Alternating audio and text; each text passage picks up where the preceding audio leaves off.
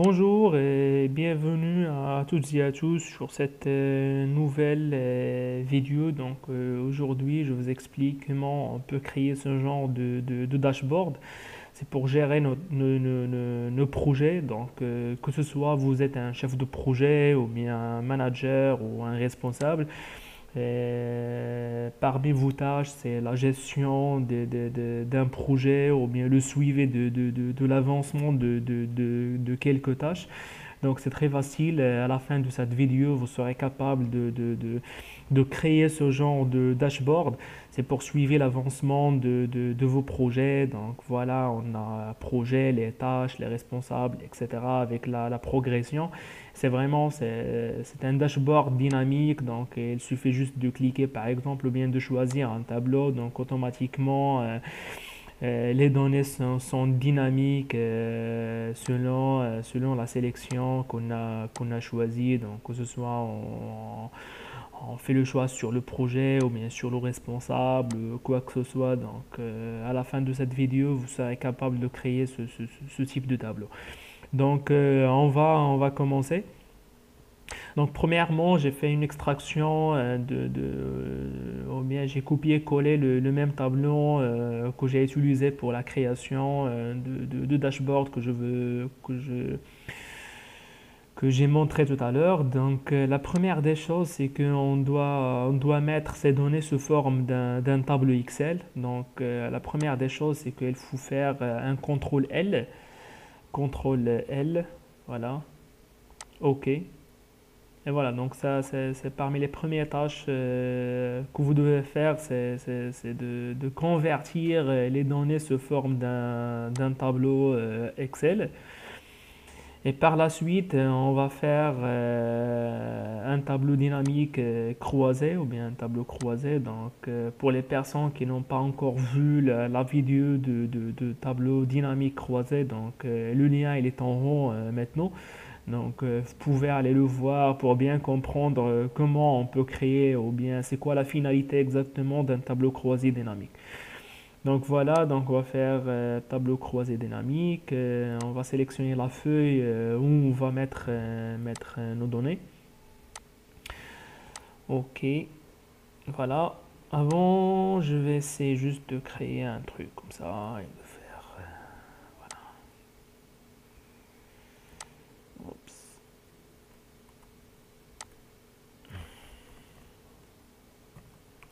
Project Management. Voilà.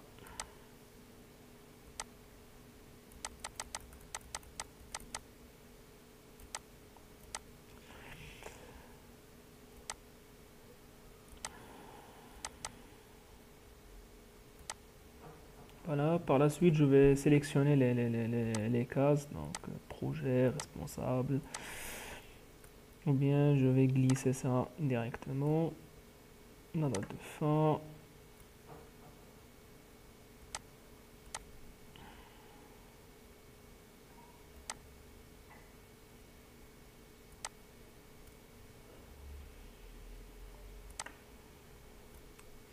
date de fin, les jours complétés, la progression,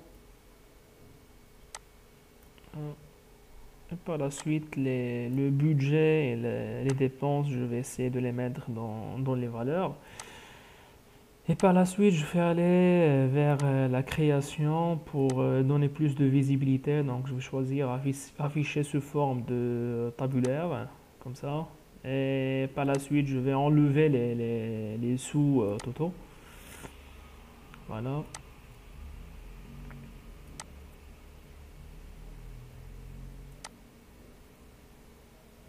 Vous pouvez juste modifier somme de budget. Je vais l'appeler automatiquement budget. Et je vous recommande de rajouter un espace ici parce que tant que Excel connaît déjà budget, donc il ne va pas l'accepter sans espace, par exemple. Vous voyez? C'est juste pour truquer Excel. Donc, on va juste rajouter un espace. Et on va faire la même chose sur les dépenses. Donc, voilà. Oups, espace, entrée. Très bien. Donc, la première des choses, qu'est-ce qu'on va faire? Donc, on va créer un vue global des tâches. Donc, on va aller sur Annex. Et on va rajouter quelques lignes. On va faire un note started, in progress et completed. C'est juste pour savoir c'est quoi le statut exactement de chaque tâche. Ou bien vue globale, ça veut dire combien de tâches qu'ils n'ont pas encore commencé, combien de tâches en progression et combien de tâches qu'on a complétées. Donc c'est facile, on va faire ici juste une fonction, donc est égal à nb.si. Donc on va calculer le nombre des tâches qui ne sont pas encore commencées. Donc nombre ci et après je vais aller sur dashboard et sur la progression. Donc je vais sélectionner la colonne de progression. Voilà. Point. Et après si ça est égal à 0. Donc si est égal à 0, ça veut dire que sa tâche n'est pas encore commencée. Donc, on a 3. Le nombre des tâches qui est égal à 0, c'est 3. Donc, on a jusqu'à maintenant 3 tâches qui sont pas encore commencées. Et par la suite, je vais calculer les tâches qui sont en progression. Donc, les tâches qui sont en progression, je vais faire la même chose, est égal à nb. C'est juste ici, on a plusieurs conditions. Donc, on va choisir nb si ensemble.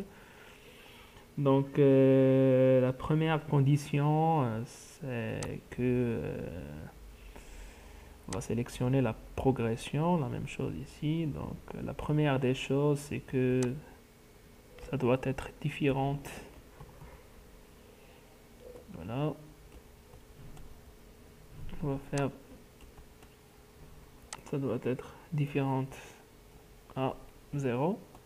Et la deuxième condition, on va sélectionner la même colonne.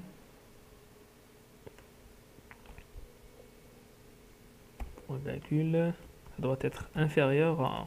Ça veut dire on n'a pas encore atteint les 100%. Peut-être inférieur à 1. Oups, j'ai fait une erreur. Ah, ici c'est 0. Ok.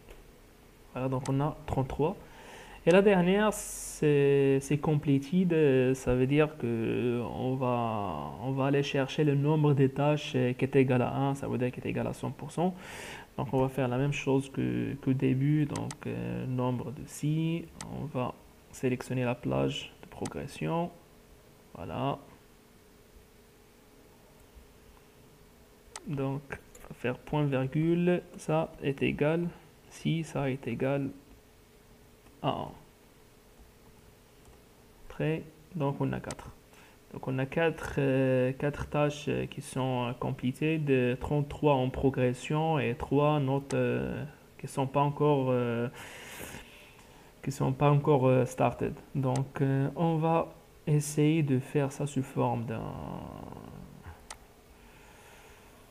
d'un graphique. Donc voilà. On va essayer de choisir celui-là. Ok, entrée.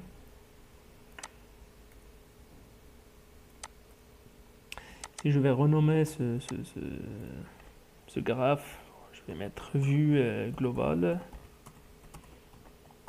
des tâches. Et par la suite, je vais rajouter les étiquettes de données. Là. Je vais enlever la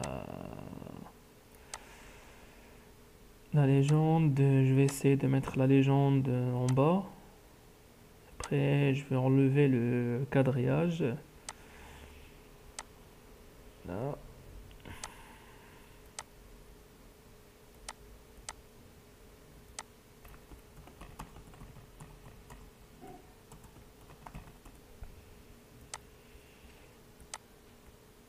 Par la suite, je vais modifier un petit peu sur la taille. C'est juste pour ne pas avoir plus d'espace. Donc, voilà. Essayer de compresser un petit peu. Voilà. Hop. Très bien.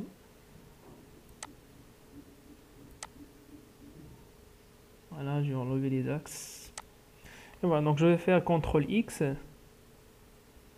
Je vais aller sur mon dashboard. Et ici, je vais essayer de rajouter quelques lignes. Insertion.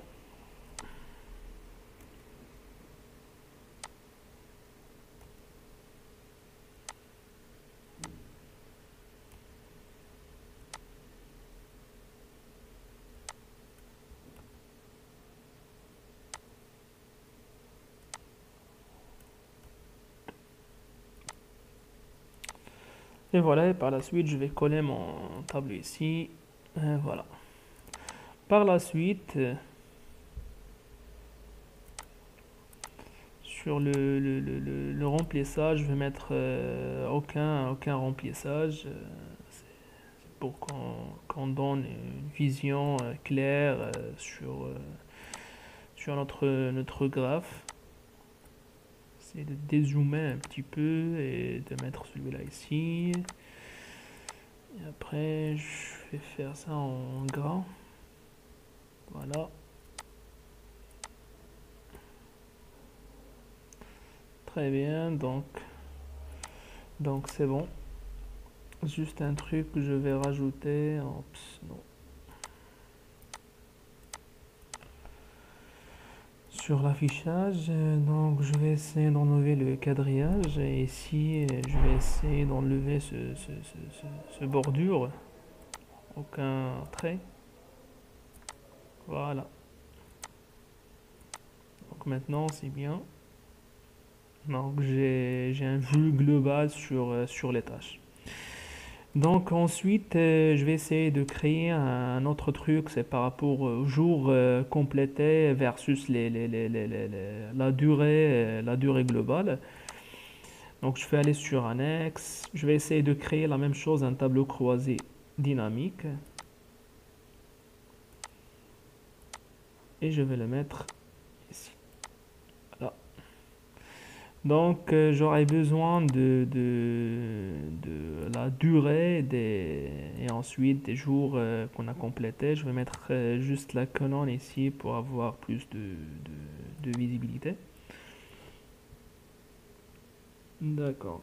Donc après je vais renommer ici jour complété. Et avec la durée totale. Donc je vais calculer le pourcentage. Donc ça c'est égal ça divisé par la durée. Et ici je vais mettre 1 moins ça est égal 1 moins les jours complétés. Donc je vais mettre ça en pourcentage. Et voilà. Et par la suite, je vais essayer de créer un autre graphe. Je vais choisir celui-là. Je vais enlever le titre, je vais rajouter ça. Et par la suite, je vais mettre la légende en haut. Et je vais essayer juste de modifier un petit peu la forme.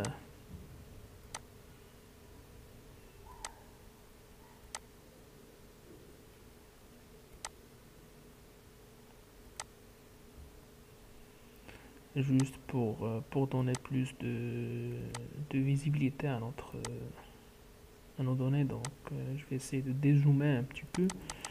Voilà. Très bien. Et je vais faire la même chose. Je vais essayer d'enlever les zones blanches.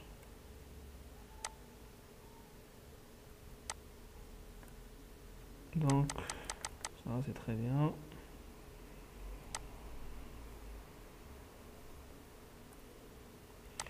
Donc je vais faire CTRL X et je vais aller le mettre sur mon dashboard. Comme ça, et après je vais essayer de mettre ça ici. Donc c'est à vous de choisir les formes dont vous aurez besoin. Donc je vais juste essayer d'enlever les bordures. Voilà. Donc aucun remplissage pour donner la même visibilité. Je vais essayer de centrer celui-là. Voilà. Donc c'est bien. Jusqu'à maintenant. Voilà, donc on a une vue globale et par la suite on a vision sur sur les jours complétés versus les jours versus la durée.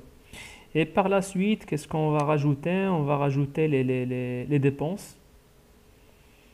Donc sur les dépenses, on va faire presque la même chose. Donc, hop. C'est juste d'avoir un peu d'espace pour mettre les dépenses. Voilà.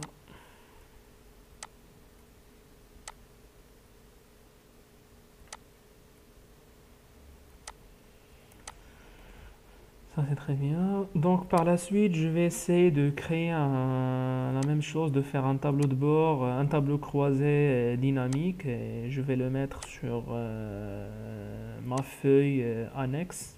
OK. Et par la suite, je vais choisir les dépenses avec le budget.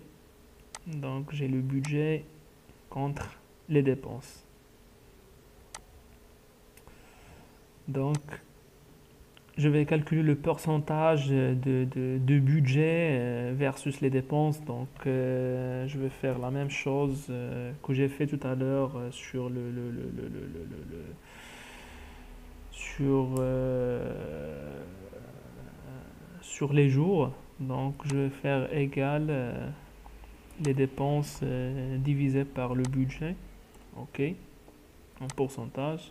Et ici je vais mettre égal 1 moins celui-là. Et par la suite je vais mettre ça en pourcentage. Voilà. Et ensuite je vais essayer de créer la même chose, d'insérer un graphe pour donner plus de visibilité sur ce qu'on est en train de faire. Donc je vais enlever la légende et je vais rajouter ça.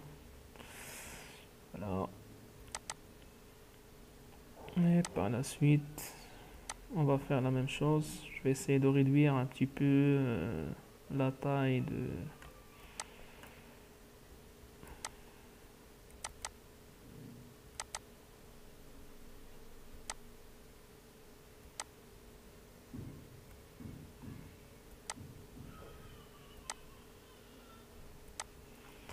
Si je vais le nommer dépenses versus les budgets.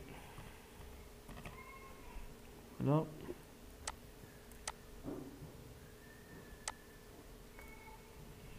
Donc je vais faire la même chose, je vais faire CTRL X, je vais aller le mettre sur mon dashboard. Ici. Oups.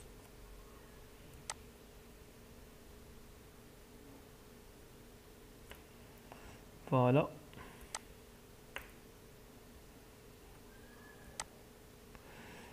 Et par la suite, on va essayer de faire la même chose, d'enlever le remplissage pour donner plus de visibilité à notre dashboard. Là. C'est très bien. Voilà, donc on peut le laisser comme ça.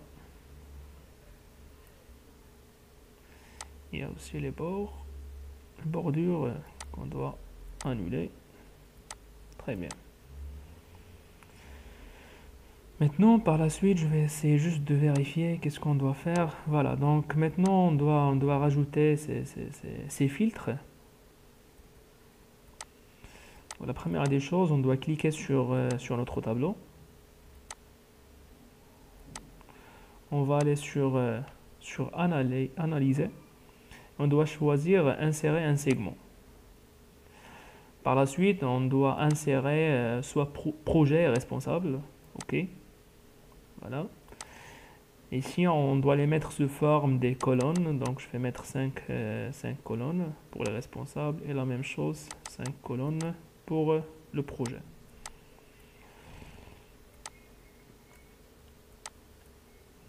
Voilà, très bien.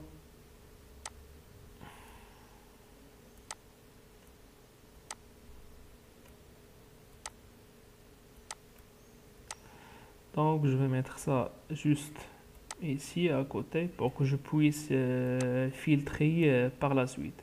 N'oubliez pas, il faut juste synchroniser ça parce que si on fait les filtres ou bien les segments, on doit les relier ou bien les connecter avec ces tableaux croisés pour qu'ils soient à jour avec les données. Donc, on doit sélectionner droite, signaler les connexions et après, on doit choisir aussi les deux autres tableaux croisés. OK? Et on doit faire la même chose ici. OK, OK. Voilà. Donc, comme ça, si on va cliquer, donc, on aura automatiquement des filtres avec des données qui bougent automatiquement. Voilà, donc qu'est-ce qu'on va faire par la suite? Par la suite, on doit essayer de rajouter un calendrier. Donc, je vais mettre ici est égal le minimum. Donc, je vais commencer par la date minimum de début de nos projets. Donc, je vais faire la date minimum. OK. Et par la suite, je vais cliquer. Je vais choisir est égal la date précédente plus 1. Non, oups, pardon. Plus 1. OK. Et je vais essayer de glisser ça sur la suite de mon tableau.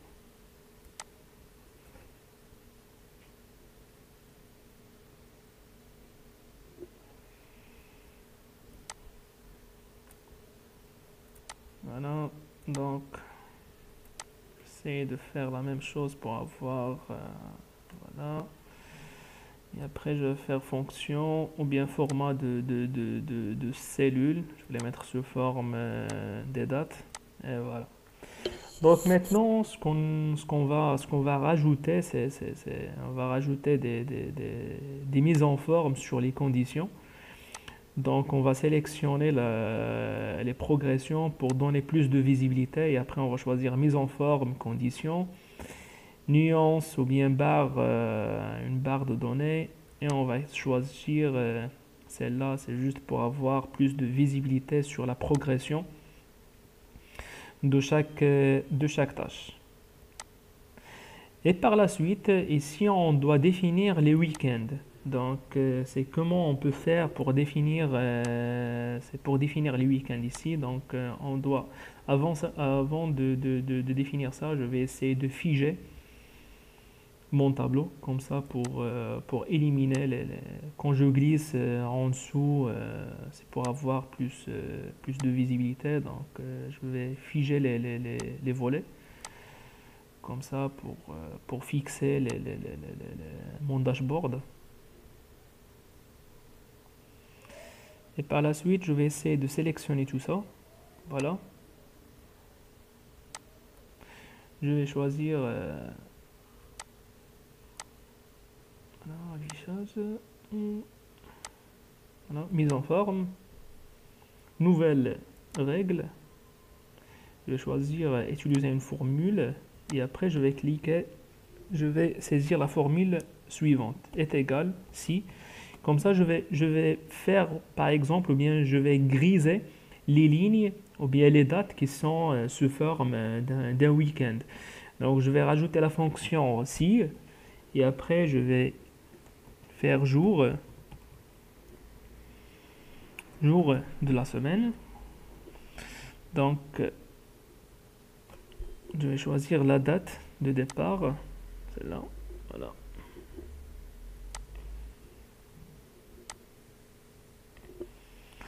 Donc sur cette date, je vais cliquer sur 2.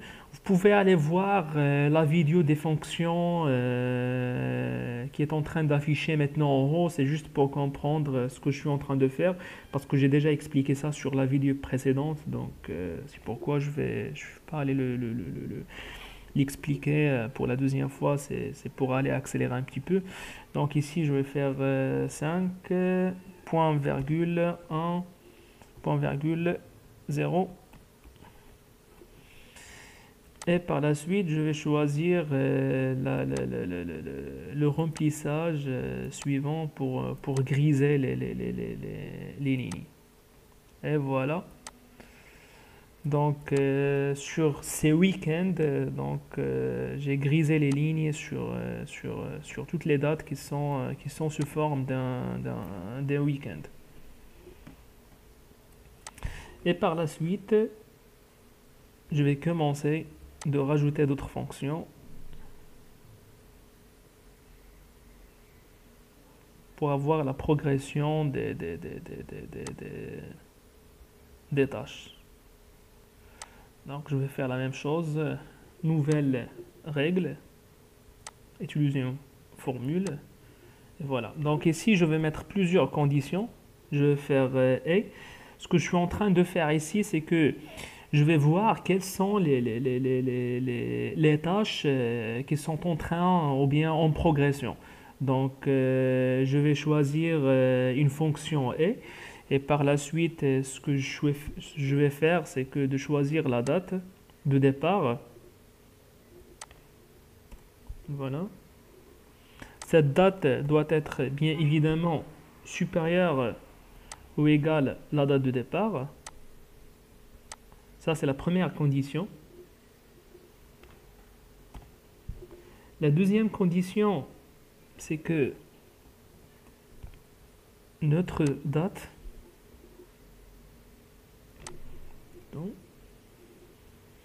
doit être inférieure ou égale la date de départ plus les jours complétés.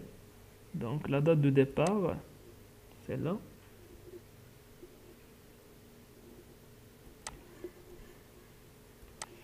Plus les jours en progression.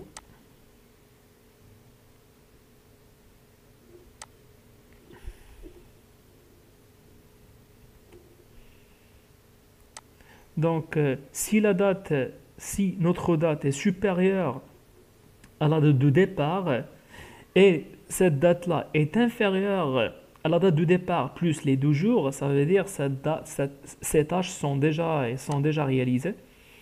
Donc, je vais choisir sur le format, la première des choses, couleur de progression et après je vais choisir, je vais annuler les bords pour qu'ils soient visibles sous une forme continue. Je pense que je fais une erreur.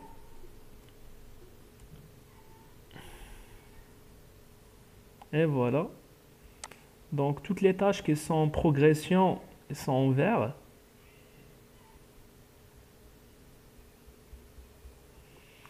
Et par la suite, je vais rajouter les tâches qui sont en retard. Ça veut dire, ou bien les tâches qui ne sont pas encore complétées, avec le même principe.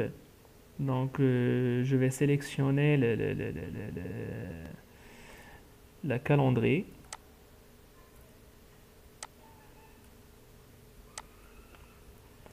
Et par la suite, je vais faire mise en forme, nouvelle règle, utiliser notre formule.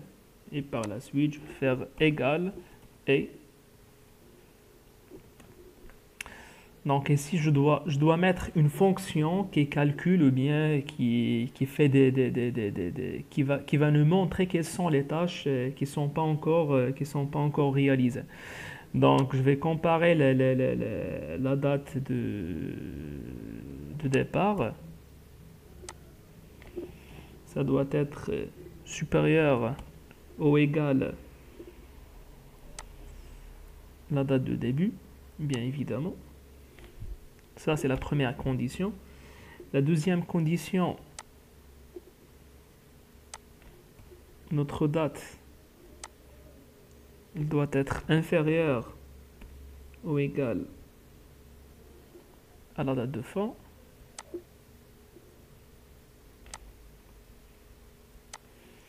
Et la troisième condition, notre date doit être supérieure strictement à la date de début plus les jours complétés.